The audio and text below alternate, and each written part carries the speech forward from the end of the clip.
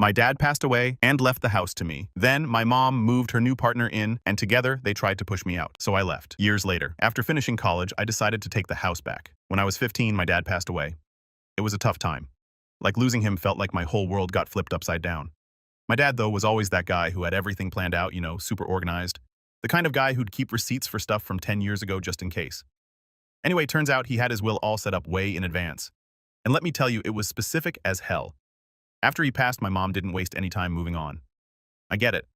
Maybe she was lonely, but it felt way too quick. One moment we're at his funeral, and before I even had a chance to process everything, she's already talking about some new guy she met, and I'm like, wait, what? It felt like one minute I was dealing with losing my dad, and the next, there was this stranger Rob moving into our house. It all happened so fast, I barely had time to blink. One day, it was just me and my mom trying to get by, and the next, there's this dude in our living room acting like he's been there all along. Rob was, well, I guess he was all right at first. But man, it just didn't sit right with me. I mean, my dad's stuff was still all over the place. His chair, his tools, even his favorite mug that he'd always use every morning, it was like he was still there. And then Rob comes in, and suddenly all that stuff starts disappearing. My mom would be like, oh, we need to make room for Rob's things. And I'd think, what's the rush? It's not like Rob was paying rent or anything. It felt like she was erasing my dad bit by bit, and that stung. Anyway, a couple of months after my dad passed, I got the news about the inheritance. I remember the day so clearly because it was probably the one time I actually felt like something was going right. My dad's lawyer sat me down and explained everything. My dad left everything to me, not a penny to my mom. I guess it makes sense since they weren't married and legally she didn't have a claim. But still, it caught me off guard. At first I was like, wait, are you serious? I didn't really know how to react. I mean, I was just a kid and suddenly I was told I owned properties and money. It was kind of overwhelming. My mom, though, oh, she was pissed. She tried to act all supportive, but I could see it in her eyes. She wasn't expecting that. She probably assumed she'd get at least something, but nope, it was all mine. And because of the way my dad set up the will, there was no way she could challenge it. The guy was thorough. He made sure everything was locked down so tight that even if she tried, she'd lose. At first, she tried to play nice, like, hey, I'm so happy for you, sweetheart. Your dad really loved you. But it wasn't long before she started pushing. She kept bringing up how it would be nice if I shared some of it with her, as a gesture of goodwill or whatever. It was always framed like it was my choice, but the way she said it, it felt more like pressure. And then one day she comes up with this plan. She asked me if I'd consider transferring one of the properties to her. I remember standing there just kind of staring at her like, is she for real? She went on saying how it would make things easier with Rob if he felt more secure, like he was really part of the family. She wanted to show him that he was welcome by putting the property in her name. In her head, this was all about making him feel comfortable so they could have a future together. But to me, it felt like she was choosing him over me. I mean, I was 15, I just lost my dad, I was still trying to figure out how to get through each day. And here she was, basically asking me to give up a piece of my dad's legacy to make her new boyfriend happy. It was like she didn't even think about how it might feel for me, her own kid. I told her I couldn't even if I wanted to. My dad's will was set up so that I couldn't touch any of it until I was 21. The look on her face when I said that, man, I don't think I'll ever forget it. She tried to hide it, but she was mad. I think she knew deep down that she couldn't change anything, but it didn't stop her from trying. She'd bring it up every once in a while, just testing the waters like, are you sure you can't transfer it? Not even one property. And every time I had to remind her that there was literally nothing I could do. It wasn't my choice. It was how my dad set things up. To be honest, even if I could have given her the property, I don't think I would have. It felt like a betrayal to my dad's memory. This was his way of taking care of me, making sure I had a future, and I wasn't going to mess that up just to make my mom's new boyfriend feel cozy. And of course, there was Rob's kids. My mom was bending over backwards to make sure they felt welcome. They were cool, I guess. A son who's now 18 and a daughter who's 19. But my mom was all about making them comfortable, making sure they had everything they needed. It wasn't like she was a total monster to me or anything. She still acted like a mom, but there was this clear difference in how she treated them compared to me. I'd see them all go on trips together. She'd always frame it like it was this great idea, saying, wouldn't you rather visit your grandparents on your dad's side? Like every single time they planned something, she'd suggest I spend time elsewhere. I could see right through it. She didn't outright say, you can't come, but it was obvious she didn't want me around. And when you're a kid, you don't really know how to react to that. You just kind of go along with it, hoping that maybe she'd change her mind, but she never did. I spent a lot of weekends at my grandparents' place, and don't get me wrong, they were great. But every time I heard about one of those trips, it was like a little reminder that my mom was choosing her new life over me. Looking back, I think my dad must have known something like this could happen. Why else would he leave everything to me and nothing to her? Maybe he saw how things were going between them. Or maybe he just wanted to make sure I'd be okay if anything ever happened to him. Either way, I'm grateful he did. But at the same time, it made things with my mom really complicated. I felt like I was stuck in the middle, having to protect what my dad left me, while also dealing with my mom and her new family.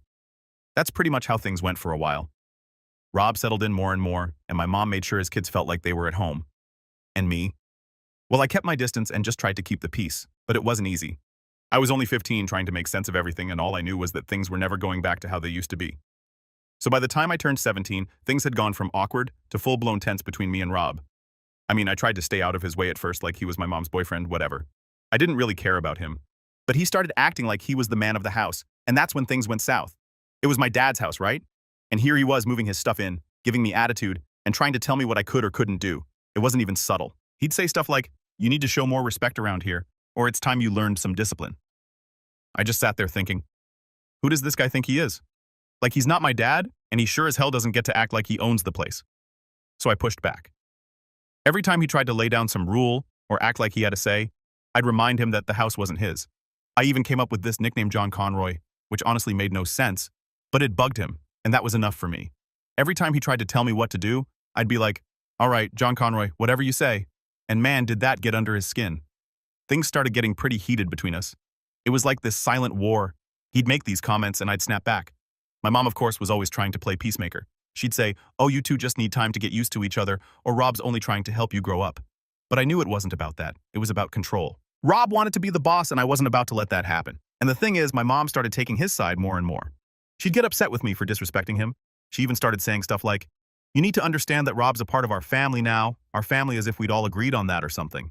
I tell her, this isn't his house. It's Dad's, and he's not going to just waltz in and act like it's his.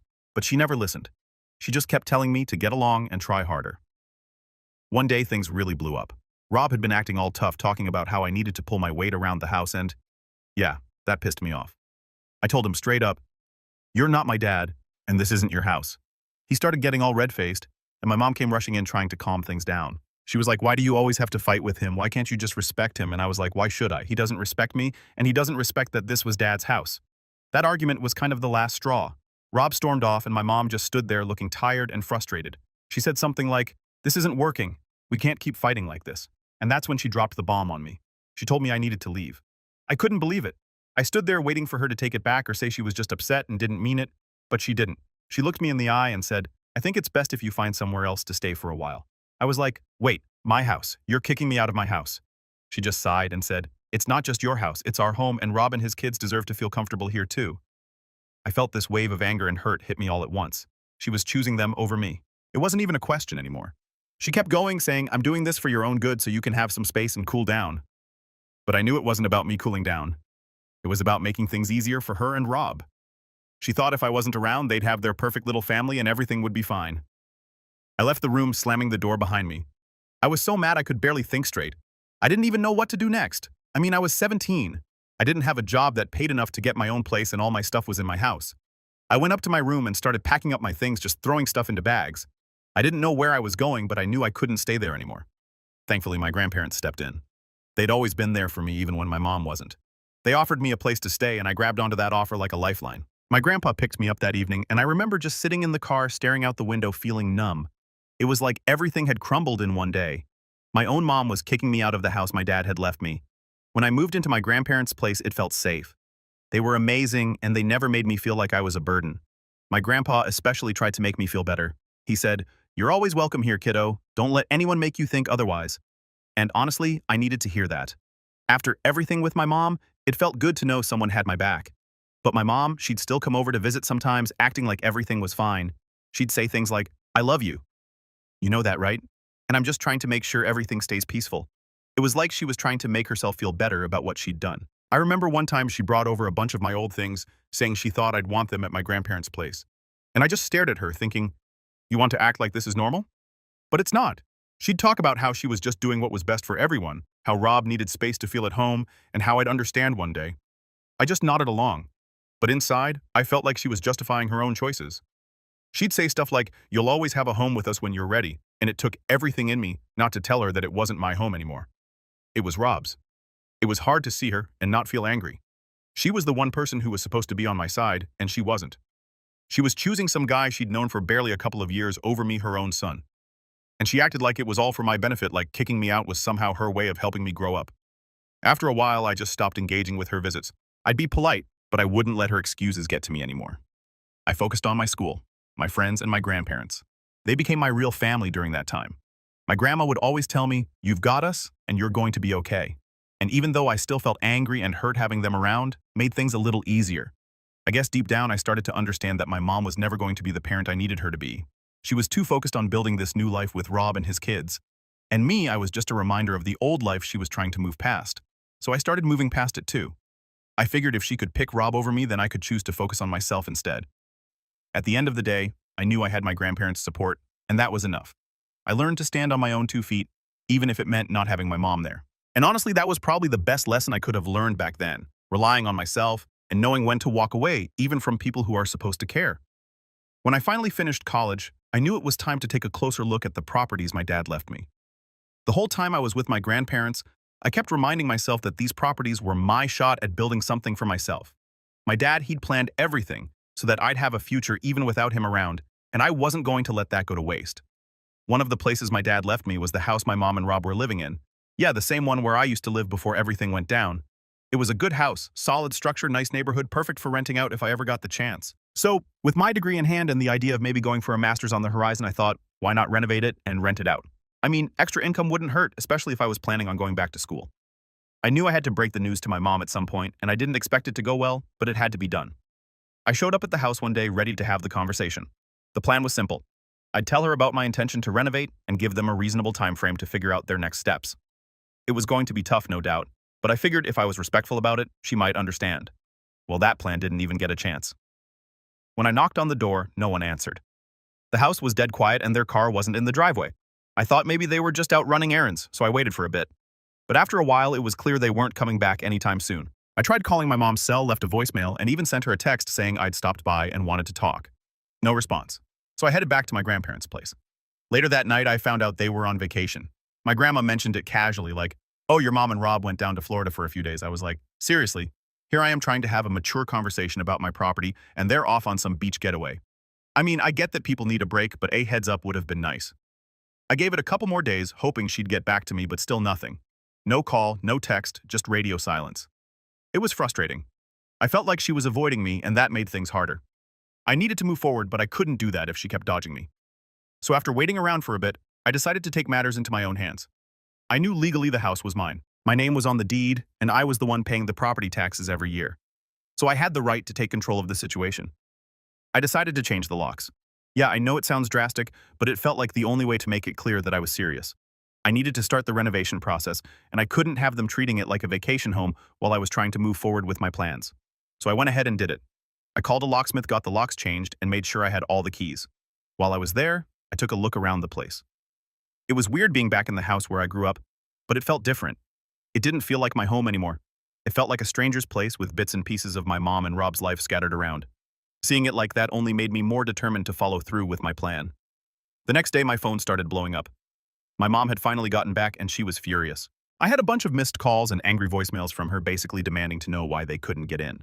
She said stuff like, "How could you do this to us?" and "This is so disrespectful." I could feel the anger just pouring through the phone. I knew she'd be upset, but hearing her like that, I guess it hit harder than I thought. I finally picked up when she called again, and she was shouting before I could even say hello. She was like, "Why did you lock us out of the house?" I tried to stay calm and told her that I'd been trying to reach her for days to talk about my plans. She didn't want to hear it. She kept saying things like, "You can't just kick us out like this, and we have nowhere else to go right now." I explained that I'd given them plenty of time and I had every right to reclaim the house. I told her I planned to renovate and that I'd given her a heads up, but she wasn't having any of it. She said, "This is still my home. You can't just take it away from me." And that's when I knew there was no reasoning with her. In her head, it wasn't about what was legal or fair. It was about what she thought she deserved. At that point, I had to put my foot down. I told her they had 2 weeks to find somewhere else to live. I wasn't going to be a jerk about it. I wanted to give them a chance to move their stuff and figure things out, but 2 weeks was all I could offer. I told her that after that, the renovation work would begin and they couldn't stay. The silence on the other end of the line was almost worse than the shouting. When she finally spoke, her voice was low and cold. She said, "I never thought you'd do this to your own mother." And I felt that like a punch to the gut, but I knew if I backed down now, I'd never be able to move forward. This was about me taking control of my own life, and sometimes that means making tough calls. After that, I didn't hear from her for the rest of the day. But the next morning, I showed up at the house to start preparing for the renovations, and guess who was waiting for me in the driveway? My mom and Rob, both of them looking furious. Rob tried to step up to me like he was going to intimidate me into letting them stay. He was all, "You think you can just kick us out like this? You've got no right. I didn't back down. I told him flat out, this isn't your house and it never was. I'm the one paying for it and I'm the one calling the shots. He was fuming, but he couldn't argue with that. My mom, though she started crying, saying I was being unfair that I was putting them on the street, she said I was acting just like my father and not in a nice way. It stung, but I kept my cool. I tried to be reasonable and said, look, you have 2 weeks to figure things out. I'm giving you that time, but I need to start the renovation soon. This is my property, and I'm doing what's best for me. She just shook her head, tears streaming down her face, saying she couldn't believe how cold I was being. Rob was standing there trying to look tough, but I could tell he knew he had no power in this. It wasn't easy. Seeing my mom cry, seeing how angry she was, it sucked. I felt guilty even though I knew I was doing what I had to do. But I also knew that if I let them stay, I'd never get them out. This was my chance to take back what was mine, and I wasn't going to let it slip through my fingers. By the time they left, it felt like a weight had been lifted off my shoulders, but at the same time there was this knot in my chest. I knew I'd made the right call, but that didn't make it any less painful. I drove back to my grandparents' place knowing I'd have to see this through no matter how hard it got. Alright, so after I told my mom and Rob they had 2 weeks to move out, I thought maybe things would calm down a bit. I figured they'd be mad at first, but then they'd start packing and just accept it. I mean, it wasn't like they had any other option, but of course, nothing is ever that simple. Instead of dealing with it quietly, my mom decided to make things as dramatic as possible. The next day, I went over to the house to start preparing for the renovations. I wanted to check out the backyard and take some measurements for the work I had planned. I had a contractor scheduled to come by in a few weeks, and I wanted to make sure everything was good to go. I was out there with a notepad making notes when I heard the back gate swing open. I turned around and there was my mom storming in like she was on a mission. She was furious, like I'm talking full-on yelling before I even had a chance to say anything. "How could you do this to us?" She shouted, her face all red and puffy. She kept going, throwing her hands in the air and demanding to know how I could betray my own family. She was like, "We have nowhere else to go. What do you expect us to do?" I tried to stay calm even though my heart was pounding. I told her, "Mom, I gave you 2 weeks. You have time to find a place. I'm not just kicking you out with no warning." But she wasn't hearing it. She went on and on about how I was being selfish and how she had sacrificed so much for me, and honestly that got to me. It was like she was trying to make me feel guilty for wanting my own space back. And then of course Rob showed up. He came in with that same tough guy attitude, like he was going to somehow change my mind by glaring at me. He was all, "You think you can just boss us around because you own this place. We've built a life here." And I was like, "No, Rob. I built a life here? This was my dad's house, and I'm taking back what's mine." I could tell that wasn't what he wanted to hear. He got all worked up, and for a second I thought he was going to try something. But my mom stepped in, putting her hand on his chest, telling him to calm down. She turned back to me with tears in her eyes and said, "Please, we need more time. We've got nowhere else to go." And then Rob's stepdaughter, the one who's 19, came out of the house crying. I hadn't even noticed her until she stepped onto the porch clutching her stomach. That's when my mom blurted out, "She's pregnant. You can't do this to her. You can't kick us out when she's about to have a grandchild." That hit me like a punch. I wasn't expecting that. For a moment, I just stood there not really knowing what to say. It felt like they were pulling out every card they could to get me to change my mind. And I mean, yeah, I felt bad for her. She was young and being pregnant is a lot to handle. But at the same time, I knew I couldn't let that change things. I took a deep breath and told them, "Look, I'm sorry she's going through that, but this is still my house. You have 2 weeks. I'm not asking you to leave today." My mom started sobbing, and Rob just stood there looking like he was ready to explode. It got to a point where I just couldn't stand being there anymore. I told them, "I've made my decision. I need this place back. I'll come by in 2 weeks to check in," and then I walked out. It wasn't easy. I could hear my mom still yelling as I left, calling me heartless and selfish and saying she couldn't believe her own son would do this to her. But I had to keep walking. If I stayed there any longer, I knew I'd start second-guessing myself, and I couldn't afford to do that. When I got back to my grandparents' place, I tried to focus on my plans for the renovations. I pulled up all the paperwork, went over my notes, and tried to keep my head clear, but it was hard. I kept thinking about my mom and what she'd said. The guilt started creeping in. I mean, no one wants to be the bad guy, especially not when it comes to family. And then my phone started buzzing. It was one of my mom's relatives, an aunt I barely ever talked to. She was all like, "I heard what happened, and I just have to say, I'm disappointed in you. Your mom's in a tough spot and you're making it worse." She kept going on about how I was being cruel and how I needed to help my mom out because that's what family does. It wasn't just her either. Over the next few days, I started getting calls and texts from other relatives all saying the same thing.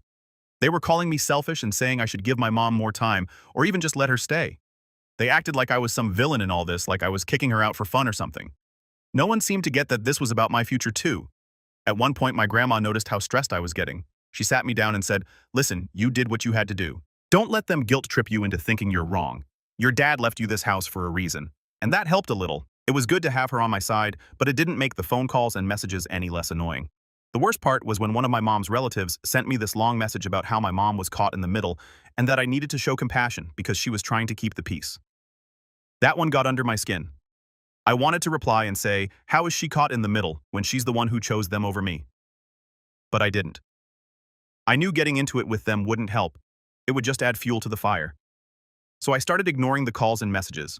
I figured if they were so worried about my mom, they could help her out. They could offer her a place to stay or pitch in to find her a new spot, but none of them were doing that. It was easier for them to just blame me. Typical. As the days went by, I focused on my renovation plans. I met with the contractor, went over the details, and set up a timeline.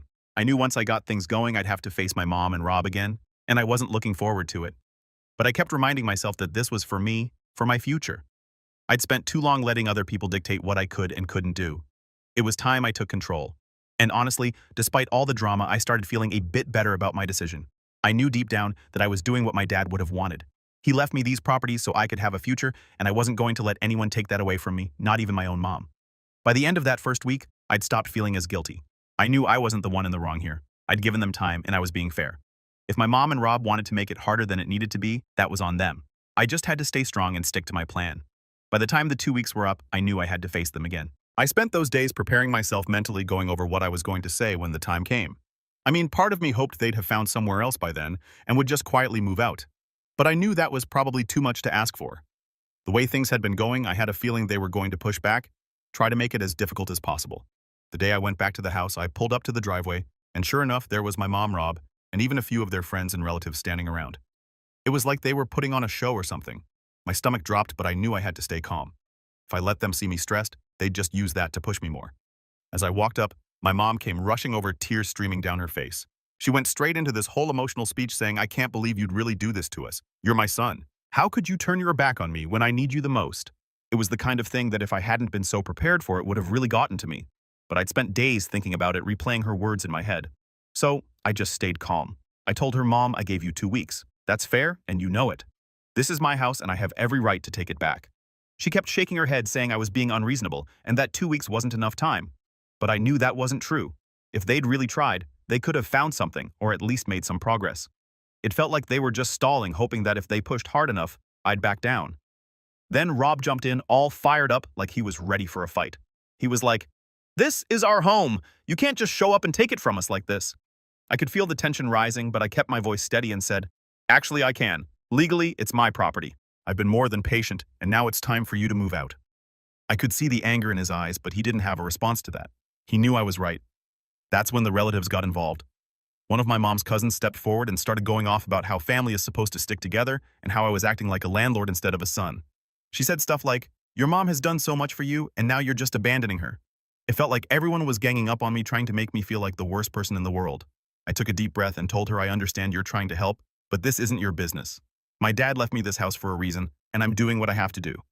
I could tell that didn't go over well because she just scoffed and turned away, muttering something about how I was heartless. At that point, I realized this wasn't going to be a quick conversation.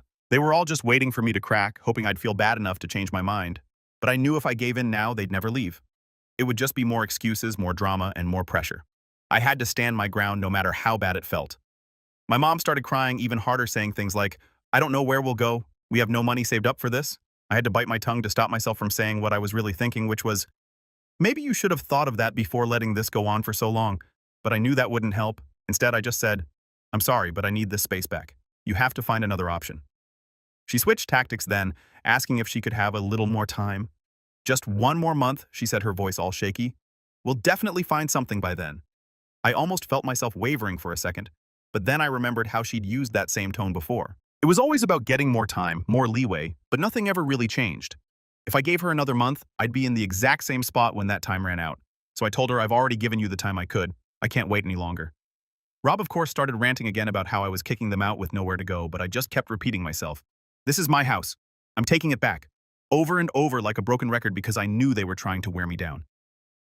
Then Rob's stepdaughter, the one who's pregnant, came out onto the porch, holding her stomach and looking like she was about to burst into tears. She said, please, we don't have anywhere to go. I'm about to have a baby. We need a roof over our heads. And man, that one was rough. It's hard not to feel something when you see a scared pregnant teenager begging you for help. But I reminded myself that it wasn't my responsibility. It sucked, but I had to focus on what was best for me. I said, I'm really sorry, but I've given as much time as I can. I hope you find somewhere soon. And with that, I turned and walked away. My mom called after me screaming about how she'd never forgive me for this, but I kept walking. I knew if I stopped, if I turned around and saw her face again, I'd start to doubt myself. When I got back to my car, I felt this mix of emotions. Part of me felt relieved like I'd finally taken control and made the decision I needed to, but another part of me felt like absolute garbage. It's one thing to tell yourself you're doing the right thing, but it's a whole other thing to feel it when everyone around you is saying you're wrong. I sat in my car for a while just trying to breathe and not let everything sink in too much. I knew they were angry and I knew they were probably talking behind my back, but I had to keep telling myself that I was doing what I needed to for my future. My dad left me these properties for a reason, and I wasn't going to let guilt and pressure ruin that. When I finally drove off, I felt a bit lighter. It wasn't easy, and I knew there'd be more backlash to come, but I'd taken the first step. I'd stood my ground, and now it was up to them to figure things out. I wasn't going to let them drag me down with their problems. I had plans, and I was going to stick to them no matter how many people tried to guilt-trip me. The rest of the day, I focused on my renovation plans. I set up meetings with the contractor, went over the designs, and started getting things in motion. It felt good, like I was finally moving forward with my life. Yeah, there was still that weight of everything that happened, but I knew I'd done the right thing. I wasn't going to let anyone tell me otherwise.